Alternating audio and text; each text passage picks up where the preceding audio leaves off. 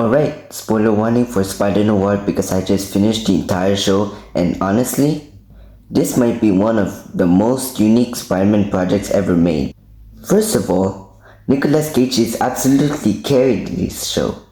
Bro was acting like a depressed detective, an unhinged vigilante, and a noir movie narrator all at the same time, and somehow it worked perfectly. The black and white cinematography?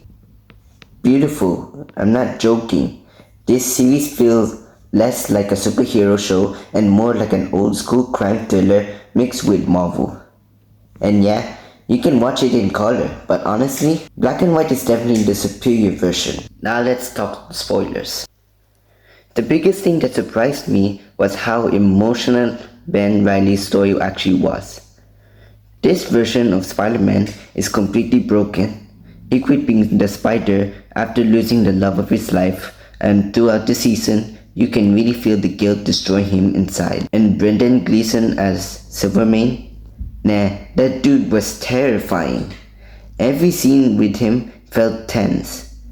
A crime boss atmosphere in 1930s New York was so immersive. Also, the Flint marker reveal was crazy.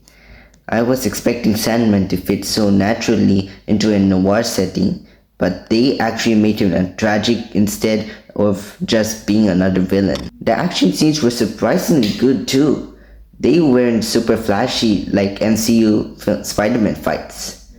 Instead, everything felt brutal, grounded, and shadowy, like Batman mixed with Spider-Man. And the ending? That bittersweet ending honestly hit hard. Ben finally accepts responsibility again, but it comes at a huge cost.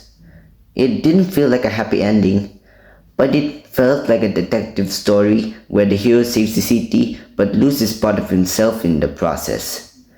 My only criticism: some episodes in the middle were kinda slow, and if you're expecting a normal Spider-Man show with tons of jokes and multiverse craziness, this probably isn't for you. But if you love detective stories, dark superhero vibes, and weird experimental Marvel projects, this show is amazing.